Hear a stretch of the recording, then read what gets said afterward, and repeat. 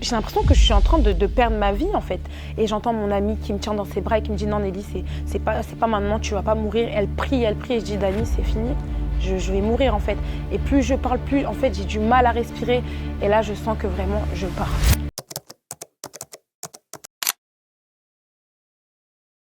J'ai vu la main de Dieu dans ma vie.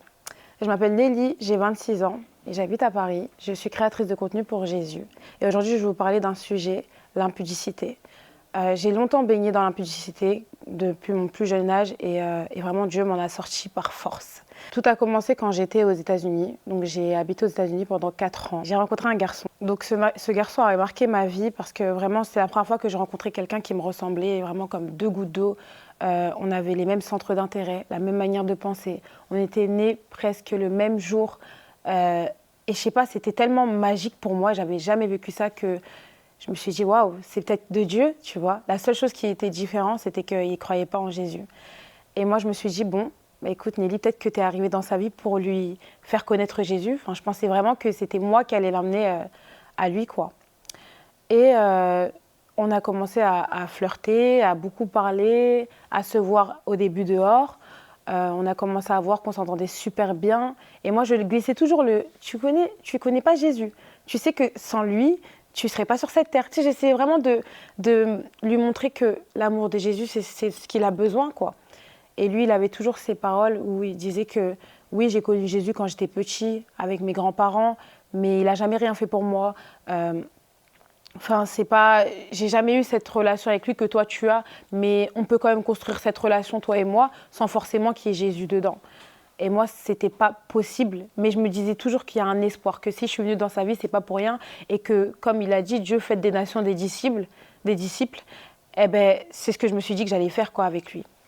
Donc la relation continuait, on n'était pas ensemble, mais on se fréquentait pas mal. Et puis un jour, je suis allée chez lui, et je me disais que, bah écoute, il sait que, parce que j'ai décidé de me garder jusqu'au mariage, donc j'ai décidé de garder ma virginité. Et je l'avais prévenu de ça, il était totalement d'accord avec ça. Donc je me suis dit, bon, bah, si je vais chez lui, il n'y a pas de danger, quoi. Je peux y aller sans qu'il se passe strictement rien, quoi. Sauf que les désirs de la chair étaient beaucoup plus grands. Donc ce qu'on a fait, c'est qu'on est tombé dans l'impudicité. J'ai pas perdu ma virginité, mais on a fait certaines choses. Et en fait, quand on est tombé, eh ben, après ça, quand ça s'est passé, je suis rentrée chez moi et j'ai commencé à pleurer. J'ai pleuré parce que je savais que j'étais en train de décevoir Dieu, en fait. Je savais que c'était pas du tout ce que je devais faire, mais je l'ai fait quand même parce que je l'aimais beaucoup, ce garçon, et puis il me plaisait énormément, tu vois. Et je me disais, peut-être que c'est mon mari, vu que c'est ce que j'aimerais avoir, quoi. Donc du coup, je demandais pardon à Dieu, j'arrêtais pas de me repentir. Et en fait, pareil, je recommençais, je retournais chez lui et c'était pareil, le même cycle en fait. Toujours la même chose, et je rentrais chez moi et je pleurais. Et puis Dieu, je lui demandais, mais Seigneur, est-ce que c'est mon mari? Est-ce que c'est lui que tu as prévu pour moi? Et j'avais des rêves. Il me montrait que non, c'est pas lui. Non, il parle toujours avec des filles. Non, et nan. Enfin, il me montrait tout le temps que c'était pas la bonne personne pour moi. Mais moi, j'étais toujours dans l'aveuglement, on va dire, de me dire, non, mais si je suis dans sa vie, c'est parce que je devais l'emmener à Jésus, quoi. Donc, on répétait ce cycle à chaque fois. Voilà, on tombe, le lendemain, je rentre chez moi, je pleure. On tombe, le lendemain, je rentre chez moi, je pleure. Et puis un jour, j'étais à l'église et quand j'ai fini l'église, je voulais rentrer chez moi et je commençais à avoir mes règles. Donc moi, j'ai les règles douloureuses. Et quand j'ai senti que je commençais à avoir mal, je me suis dit, Nelly, là, il faut que tu passes dans un magasin, que tu prennes quelques petites choses et comme ça, tu rentres chez toi et tu vas te reposer. Donc j'arrive dans ce magasin-là et en fait, je commence vraiment à me sentir extrêmement mal, mais vraiment mal comme j'ai jamais été dans ma vie. C'était même plus le ventre, c'était le cœur. Je me suis dit, mais attends Nelly, qu'est-ce qui se passe? Qu'est-ce qui se passe? Vraiment, je ne comprends pas. Et je commence à voir que j'ai des sueurs froides, je commence à voir que je commençais à perdre en fait la vue. Enfin, c'est assez bizarre, je commençais à tourner de l'œil, on va dire. Et là, je me suis dit, tu sais quoi Nelly, appelle ta copine. Donc j'ai appelé mon amie, je lui ai dit, écoute Dani, rejoins-moi au 99 Cent Store, je me sens pas bien, j'ai besoin d'aide. Donc moi, ce que je fais, c'est que je vais à la caisse et que je demande à m'asseoir parce que ça allait vraiment pas. Donc je m'assois et je vois qu'il n'y a personne qui me calcule, personne qui veut vraiment m'aider. Et là, je me dis, bon, écoute, je vais attendre mon ami. En fait, j'essaye vraiment de rester éveillée, mais je sens que je suis en train de partir. Et là, je vois mon ami. Et à partir du moment où je l'ai vu, je me suis dit, ok, c'est bon, tu peux partir. Donc là, je m'évanouis. Et en fait, quand je m'évanouis, je sens que mon cœur, il s'affaisse. Donc il fait tout. Et je sens qu'en fait, vraiment, j'ai l'impression que je suis en train de perdre ma vie, en fait. Et j'entends mon amie qui me tient dans ses bras et qui me dit « Non, Nelly, c'est pas maintenant, tu vas pas mourir. » Elle prie. Et je dis « Dani, c'est fini. Je vais mourir, en fait. » Et plus je parle, plus, en fait, j'ai du mal à respirer. Et là, je sens que vraiment, je pars. Au moment où je pars, là, je ferme les yeux. Et je commence à essayer de prier, mais c'était comme si c'était trop tard. Et là, je vois en grandes lettres, hein, vraiment, Romains 6, 23, le salaire du péché, c'est la mort. Et quand je vois ça, et dites-vous que je suis partie, hein, mais j'entends mon ami pleurer, prier pour moi. Et là, je me dis, ok, Seigneur, je te demande pardon. Pardonne-moi, je sais exactement de quoi tu parles. En fait, je savais c'était quel péché. Et là, j'ai demandé pardon. Et au moment où j'ai dit, Seigneur, je ne recommencerai plus, j'ai repris mon souffle. Donc là, j'ai vraiment repris un souffle. Mais voilà, j'ai repris ma vie. Et là, j'ai ouvert les yeux. Et en fait, à partir de ce moment-là, j'ai compris que c'était par rapport à l'impudicité, parce que c'était vraiment le péché répétitif que je faisais tout le temps. Et je tombais, je demandais pardon, je disais à Dieu que je n'allais pas recommencer, mais finalement, je recommençais. Et là, quand je me suis du coup réveillée, la pression, elle était tellement forte que bon, j'ai vu que mon amie, elle avait prié pour moi. Et en fait, je suis retombée, elle m'a emmenée chez moi. Et là, j'ai compris. Du coup, ce que j'ai fait, c'est qu'en rentrant chez moi, j'ai pu me reposer. Mon amie, elle était à mes côtés, elle continuait de prier pour moi.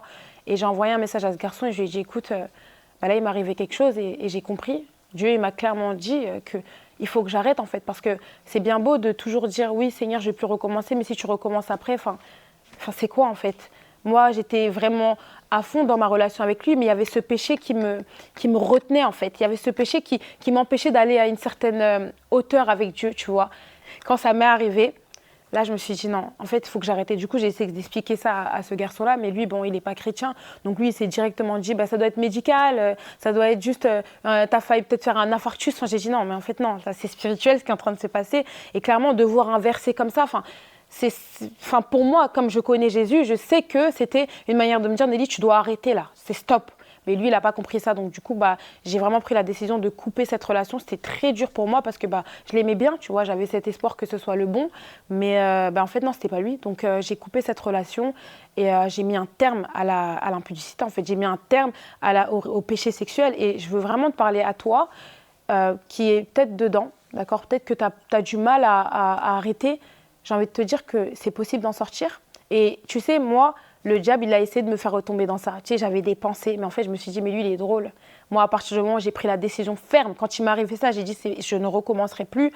J'ai dit, toi, Satan, tu bouges, en fait. Et je sais que je ne vais plus tomber dans le nom puissant de Jésus-Christ. Et toi, tu n'as plus ta main sur moi. Je lui ai dit, et en fait, je lui ai dit, je te chasse dans le nom puissant de Jésus-Christ. Et j'ai fait ça avec une telle fermeté. J'étais tellement ferme, j'ai tellement déclaré qu'il a bougé, en fait. Et que maintenant, j'ai plus... En fait, ça fait maintenant bientôt 3 ans que je ne suis plus retombée dans l'impudicité. Que, en fait, je sais que j'ai pris la meilleure décision de ma vie et je me sens libre.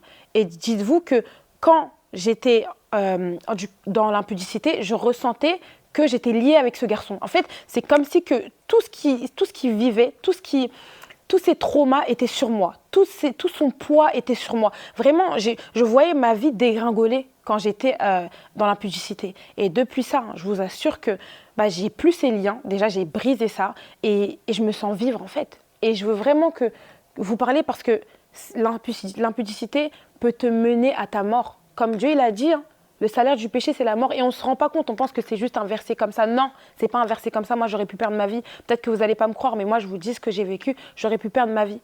Et vraiment, où je serais allée après ça? Où je serais allée si j'avais perdu ma vie à ce moment-là? Donc vraiment, à toi qui vis ça, je sais que tu vas t'en sortir. Et il faut que tu te dises que, ouais, voilà, maintenant, je vais décider réellement de suivre Christ et que, ouais, ça ne vaut pas le coup, en fait. Parce que quoi, tu vas être attaché à un homme ou une femme qui n'est même pas ta femme. À partir du moment où tu as fait ce péché-là, à partir du moment où tu as fait cet acte-là, vous pensez que c'est juste un coup d'un soir, mais ce n'est pas qu'un coup d'un soir. Hein. C'est pas qu'un coup d'un soir. Là, tu vas être lié avec cette personne. Parfois, tu vas tomber dans l'impudicité et tu vas voir ta vie dégringoler. Tu ne vas pas comprendre pourquoi. Peut-être que tu étais quelqu'un qui avait de l'argent à la base et là, d'un coup, tu vois que tu as des problèmes financiers. Peut-être que tu étais quelqu'un qui était joyeux et puis tu couches avec cette personne qui est dépressive, tu deviens dépressif, tu ne comprends pas pourquoi. Tu vois que tu as plein de blocages dans ta vie. Tu ne comprends pas pourquoi? C'est à cause de ça. Et je veux vraiment te mettre à cœur d'arrêter, en fait. Et de te dire, ok Seigneur, je t'ai promis que j'allais arrêter, mais je suis retombée. Et je sais que tu es miséricorde, je sais que tu m'aimes. Et vraiment, je vais m'arrêter là, en fait. je vais m'arrêter là et je vais vraiment décider de te suivre.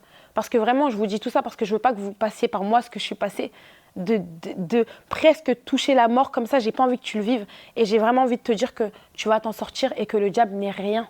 Et qu'en Jésus, et qu'en Jésus, tu as toute la force en fait, parce qu'il est là et qu'à partir du moment où tu invoques son nom et que tu déclares que tu ne tomberas plus, tu ne tomberas plus. N'essaie pas de le faire par tes propres capacités. Fais confiance à Jésus, il va t'aider à sortir de là. Donc voilà, c'était mon témoignage et j'espère que ça vous aidera. Gros bisous tout le monde.